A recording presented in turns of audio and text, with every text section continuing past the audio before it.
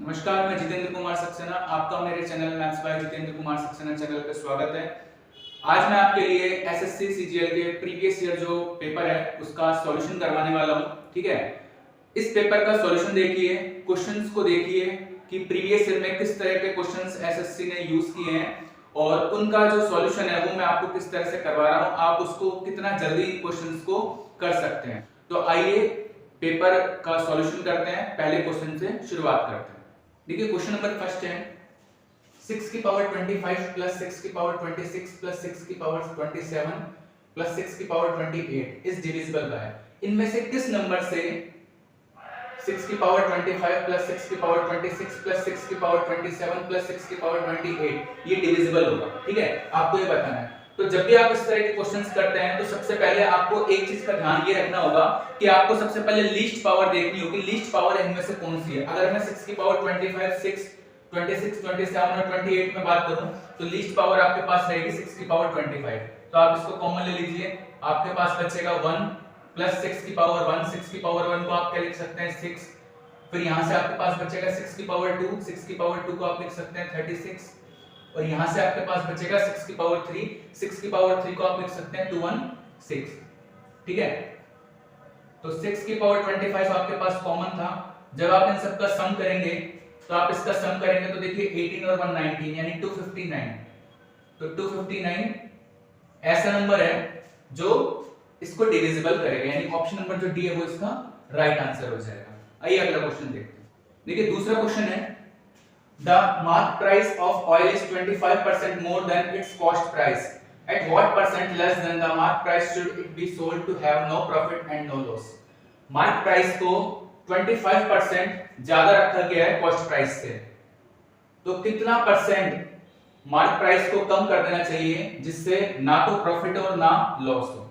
यानी कि आप ऐसा देखिए, अगर मैं आपसे पूछूं 25% जो दे रखा है आपको 25%, इसकी फ्रैक्शन वैल्यू क्या होगी। अगर इसकी फ्रैक्शन वैल्यू की बात करें तो 25% की देखिए फ्रैक्शन जो वैल्यू होती है वो होती है 1/4। ठीक है, यानी कि अगर जो 4 रुपीस मान लीजिए या जो 4 है अगर वो कॉस्ट प्राइस है सीपी है तो यानी कि उससे एक ज्यादा एमपी को रखा हो गया होगा। तो यहां से अगर सीपी 4 है तो एमपी 4 से एक ज्यादा यानी कितना रखा गया है 5 रखा गया है। ठीक है, कॉस्ट प्राइस अगर 4 है तो मार्क प्राइस को रखा गया है 5, 25% ज्यादा। ठीक है, अब आगे पूछ रहा है कितना परसेंट कम कर देना चाहिए मार्क प्राइस को ताकि ना तो प्रॉफिट हो ना लॉस हो। अब एक बात बताइए, अगर मेरे को प्रॉफिट और लॉस नहीं लेना तो मेरे को सीपी पे ही बेचना पड़ेगा, यानी 4 रुपए की चीज ही बेचनी पड़ेगी, तभी ना प्रॉफिट हो पाएगा ना ही लॉस हो पाएगा। तो उसके लिए मुझे 5 से 4 में बेचने के लिए कितने रुपए कम में बेचना पड़ेगा 1 रुपए में। तो 1 रुपए कितने पे कम करना पड़ेगा 5 रुपए पे। और जब इसको परसेंटेज में आप चेंज करेंगे तो आप देखेंगे इसका आंसर कितना आ जाएगा 20%। यानी अगर 20% लेस देन कर दें तो नो प्रॉफिट और नो लॉस की कंडीशन आ जाएगी मार्क प्राइस पे। तो ऑप्शन नंबर जो इसका बी है वो इसका राइट आंसर हो जाएगा। आइए क्वेश्चन नंबर तीसरा देखते हैं।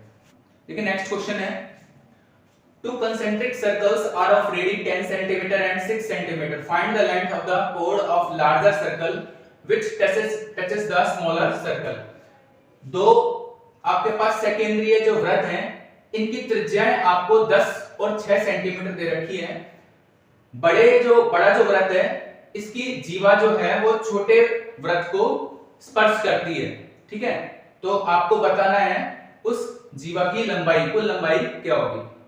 क्वेश्चन देखिए इस तरह से दे रखा है, 2 कंसेंट्रिक सर्कल्स हैं, तो आपको पता होना चाहिए कंसेंट्रिक सर्कल्स वो हैं जिनका सेंटर जो है, दोनों सेंटर्स का एक ही सेंटर होता है। जो सर्कल है दोनों इनका एक ही सेंटर होगा, कुछ इस तरह से। ठीक है, अब इसमें बोल रखा है the length of the code of larger circle which touches the smaller circle. जो बड़ा सर्कल है इसकी जो कॉर्ड है वो छोटे सर्कल को टच करती है। अगर टच करती है तो उसके लिए टेंजेंट होगी। देखिए ये आपका छोटा सर्कल है और ये बड़ा सर्कल है, तो यहां से एक आपने कोड खींची और ये छोटे सर्कल को टच करते हुए जाती है तो यहां पर टेंजेंट होगा। और आपको पता है अगर टेंजेंट लगाएंगे आप तो जो रेडियस है, जब आप रेडियस को ड्रॉन करोगे और इसको टेंजेंट से टच करोगे तो यहां पर एक 90 डिग्री का एंगल क्रिएट होगा। ठीक है, अब छोटा जो सर्कल है इसकी आपको रेडियस दे रखी है 6 सेंटीमीटर, ठीक है, और जो बड़ा सर्कल है इसकी आपको रेडियस दे रखी है, ये आपको दे रखी है 10 सेंटीमीटर। अब मुझे एक बात बताइए आप, 90 डिग्री इसके ठीक सामने वाली साइड ये हाइपोटेनस है, ठीक है, 90 डिग्री ड्रॉन हो रहा है, ये आपका बेस हो गया। अब 6 है 10 है, तो एक ट्रिपलेट आपने पढ़ा है 6 8 10, तो यहां पर जो आएगा वो कितना आएगा 8 आएगा।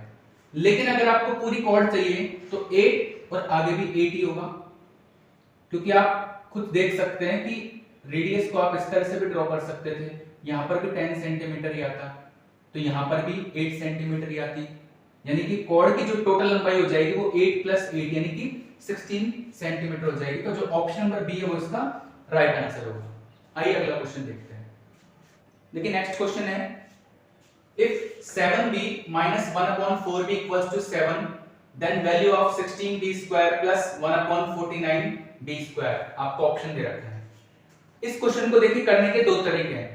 क्या, देखिए जो बच्चे इसको देख गए कि 16b square plus 1/49b square, आपको ये पता है b स्क्वायर में है तो 16b किसी का स्क्वायर है और 49b किसी नंबर का स्क्वायर है, तो अगर 16b स्क्वायर है इस जगह पर, तो यहां पर जब इसको स्क्वायर करके बनाया गया 16b स्क्वायर, तो पहले 4b होना चाहिए था, ठीक है, और यहां पर 7b होना चाहिए था। तो एक बच्चे का तरीका देखने का ये है कि इस जगह पर 4b आना चाहिए था, यहां पर 7b आना चाहिए था, फिर हमने इसको स्क्वायर में चेंज किया। एक बच्चा इस चीज को देखता है कि यहां पर 7b है, यहां पर 4b है, तो पहले क्यों ना इसका स्क्वायर कर दिया जाए, बाद में इस फॉर्म में लाया जाए। दोनों तरीके से आप कर सकते हैं, ठीक है। आप चाहो तो यहाँ पर 4 भी ला सकते हो, यहाँ पर 7 भी ला सकते हो, एक तरीका आपका ये हो सकता है। दूसरा तरीका आपका हो सकता है कि पहले आप इसको स्क्वायर कर लीजिए और स्क्वायर करने के बाद आप इस फॉर्म में लेकर आइए। आप दोनों तरीके से इस क्वेश्चन को कर सकते हैं, ठीक है। तो देखिए मान लीजिए मेरे को इस जगह पर 4 भी लाना है, इस जगह पर 7 भी लाना है, तो आपको दे रखा है 7b minus 1/4b equals to 7, ठीक है। अब इसको जब आप मल्टीप्लाई करेंगे, देखिए मेरे को इस जगह पर 4b को लाना है, ठीक है, 4b का स्क्वायर करने पे 16b आएगा, तो ऐसा हो सकता है कि मैं इसको 4b से मल्टीप्लाई कर दूं, बट मेरे को फिर 7b को भी कैंसिल करना है, तो फिर मैं क्या करूंगा 7b से डिवाइड कर दूंगा। तो अब आप देखेंगे 7b से 7b कैंसिल हो जाएगा, इस जगह पर क्या आ जाएगा 4b आ जाएगा। आगे देखते हैं, जब 4b को 1 से मल्टीप्लाई करेंगे तो ऊपर तो 4b आएगा, तो 4b से 4b कैंसिल हो जाएगा, नीचे क्या रह जाएगा सिर्फ 7b, और 7b का स्क्वायर करने पे 49b स्क्वायर आ जाएगा, ठीक है। इसी तरीके से आप इसको यहां पर भी मल्टीप्लाई करेंगे। समझ रहे हैं आप मेरी बात? तो आपके पास रिजल्ट क्या बनेगा, देखिए यहां पर आपके पास रिजल्ट बनेगा, जब आप मल्टीप्लाई करेंगे 4b minus 1/7b equals to 4b upon 7b को जब आप 7 से मल्टीप्लाई करेंगे तो 7 से तो देखिए 7 क्या हो जाएगा, कैंसिल हो जाएगा, तो आपके पास क्या बच जाएगा 4 बच जाएगा, तो b से भी कैंसिल हो जाएगा। आई होप यहां तक आप समझ पाए होंगे। अब आप क्या कीजिए, दोनों तरफ स्क्वायर कर दीजिए, क्योंकि आपको स्क्वायर की वैल्यू निकालनी है। तो आप जब दोनों तरफ स्क्वायर करेंगे तो आपके पास क्या आ जाएगा 16b square plus 1/49b square, अच्छा -2 भी लगेगा, देखिए -2 ये आपका a हो गया, ये आपका b हो जाएगा, ठीक है। इसी तरीके से यहाँ पर भी जब आप स्क्वायर करेंगे तो आपके पास कितना आ जाएगा 16 आ जाएगा। अब इसको तो आपको रखना यहीं पे है 16b square plus 1/49b square, इसकी तो वैल्यू आपको फाइंड करनी है, तो ये जो भी टर्म है इसको आप RHS में ले चलिए।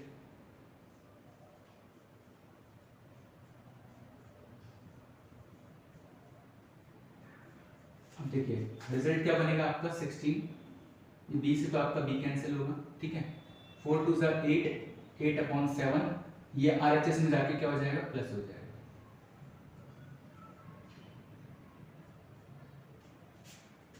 मल्टीप्लाई करेंगे 16 7 जा और प्लस 8,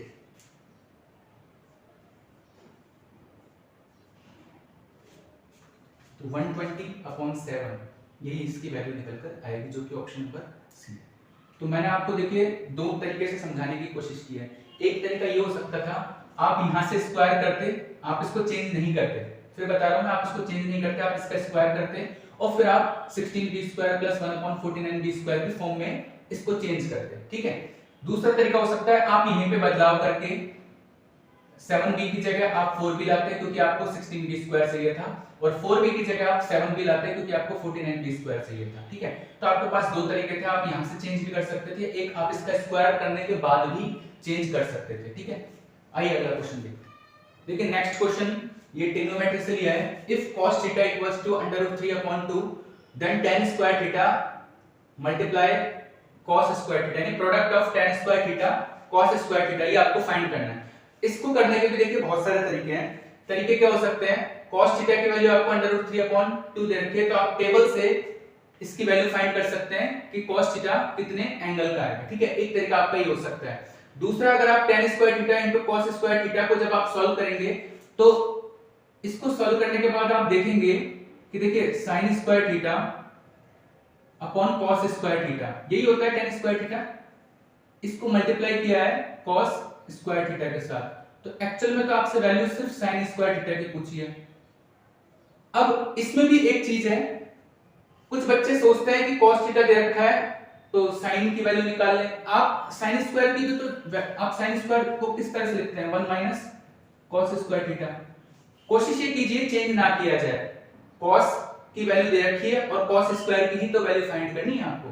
तो cos थीटा की वैल्यू अगर √3/2 दे रखी है तो 1 माइनस 3/4, यानी कि 1/4 इसका राइट आंसर हो जाएगा। ऑप्शन नंबर बी इसका राइट आंसर हो जाएगा। करने के देखिए काफी सारे तरीके थे, आप चाहते तो cos थीटा की वैल्यू दे रखते हैं, sin की वैल्यू निकाल सकते थे, पुट करते, tan की वैल्यू रखते, cos की वैल्यू रखते, आंसर आ जाता। यहाँ पर भी अगर sin स्क्वायर थीटा की वैल्यू आप यहाँ से sin स्क्वायर थीटा की वैल्यू भी निकाल के कर सकते थे, लेकिन मैं आपसे ये कहना चाह रहा हूँ जब sin स्क्वायर थीटा को आप 1 माइनस cos स्क्वायर थीटा लिख सकते हैं और cos की वैल्यू आपको गिवन है, तो आप इतना भी चेंजेस क्यों करते हैं, ठीक है। आप उसी फॉर्म में रखिए, अगर आपको cos गिवन है तो यहाँ पर भी तो आपसे cos स्क्वायर ही गिवन है, तो इसको फाइंड कर सकते हैं आप इजीली। आइए अगला क्वेश्चन देखिए, ये एसएससी में आएगा, काफी बेहद आसान सवाल है। चार नंबर्स हैं 39, 117, 17 और y। अगर ये प्रोपोर्शन में है तो आपसे y की वैल्यू को फाइंड करवाया है। अगर ये प्रोपोर्शन में है तो इनको लिखने का तरीका क्या है, 39 upon 117 equals to 17 upon y। अगर कोई चार नंबर इस तरह से दिए गए हैं और वो प्रोपोर्शन में है तो आप उसको इस तरह से लिखते हैं, ठीक है। अब 39 और 117 जब आप इसको कैंसिल करेंगे तो कितना आएगा, 1/3 टाइम्स y को मल्टीप्लाई कर दीजिए, तो क्रॉस मल्टीप्लाई करने के बाद y इक्वल्स टू कितना आ जाएगा, 51।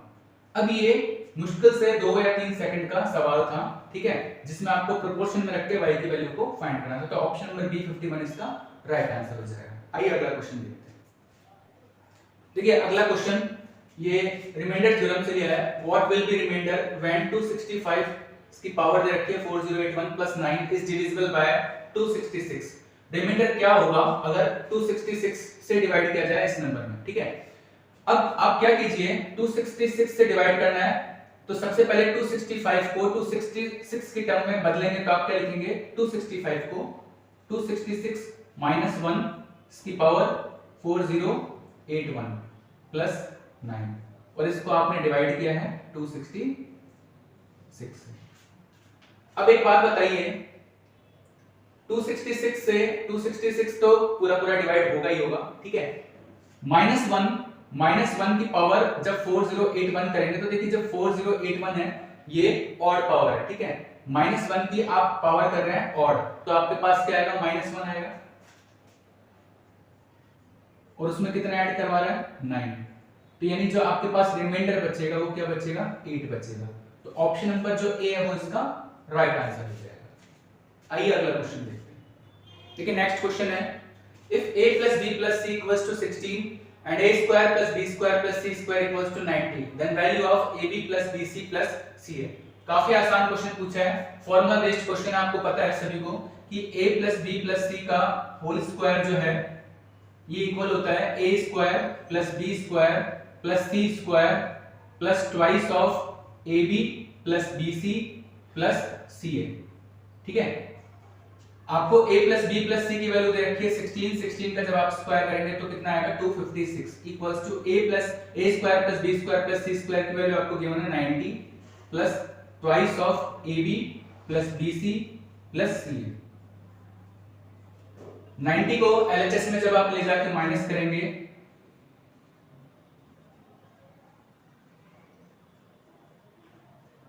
यहां से आपका रिजल्ट आ जाएगा। तो जब आप 2 से 166 को कैंसिल करेंगे तो 83 टाइम्स कैंसिल होगा।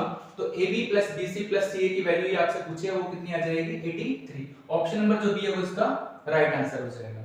आइए अगला क्वेश्चन देखते हैं। देखिए नेक्स्ट क्वेश्चन ट्रिग्नोमेट्री से लिया। If 3 sin theta minus cos theta upon cos theta plus sin theta equals to 1, तो आपसे वैल्यू फाइंड करवानी है वैल्यू ऑफ cot theta। इसकी वैल्यू क्या होगी, आपको ऑप्शन दिए हैं। तो जब भी आप इस तरह का क्वेश्चन देखिए तो देखिए 1 दे रखा है, आप क्रॉस मल्टीप्लाई करेंगे तो आपके पास क्या आ जाएगा, 3 sin theta minus cos theta। 1 को आप क्रॉस मल्टीप्लाई करेंगे तो आपके पास आ जाएगा cos theta plus sin theta।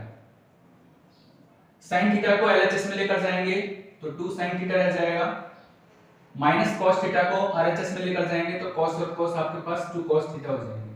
ठीक है, 2 से 2 कैंसिल हो जाएगा। अब आप देखेंगे sin theta equals to cos theta आ गया। अब देखिए यहां से इंटरेस्टिंग चीज क्या है, अगर मान लीजिए tan थीटा की वैल्यू पूछता तो आप क्या करते, cos थीटा को sin थीटा के नीचे ले जाते तो tan थीटा बन जाता, उसकी वैल्यू कितनी आती, 1 ही आती। अब आपसे पूछा है वैल्यू ऑफ cot थीटा, तो अगर आपसे cot थीटा पूछा है तो sin थीटा को आप cos थीटा के नीचे ले जाइए तो cot थीटा की वैल्यू भी कितनी आ जाएगी, 1 आ जाएगी। ऑप्शन नंबर जो सी है वो इसका राइट आंसर होगा। तो देखिए मैंने आपको कुछ क्वेश्चंस का सॉल्यूशन आज करवाया प्रीवियस ईयर के पेपर का। अगली वीडियो में मैं इसके बाकी बचे हुए क्वेश्चंस का आपको सॉल्यूशन कराने वाला हूं। अब इस तरह के क्वेश्चंस जो मैंने आपको लास्ट ईयर के दिखाए हैं तो आपने देखा होगा ये काफी आसान क्वेश्चन है। एसएससी का तरीका यही है, बस आप अपनी इस तरह के क्वेश्चंस में स्पीड बनाइए, बार बार इनको प्रैक्टिस कीजिए। जब आप इन क्वेश्चंस को बार बार करेंगे तो एक समय ऐसा आ जाएगा कि इस तरह के क्वेश्चंस को जब आप देखेंगे तो आसानी से आप समझ जाएंगे कि आप कौन सा तरीका लगाने वाले हैं जो कम समय लेगा। और देखिए जब भी कॉम्पिटिटिव एग्जाम की बात आती है वहां पर समय बहुत ही ज्यादा इंपॉर्टेंट हो जाता है। तो आई होप आपको ये वीडियो अच्छी लगी होगी। अगर आपको ये वीडियो अच्छी लगी है तो आप चैनल को सब्सक्राइब कर दीजिए, वीडियो को लाइक कर दीजिए और अपने फ्रेंड्स के साथ शेयर कर दीजिए। Thank you so much.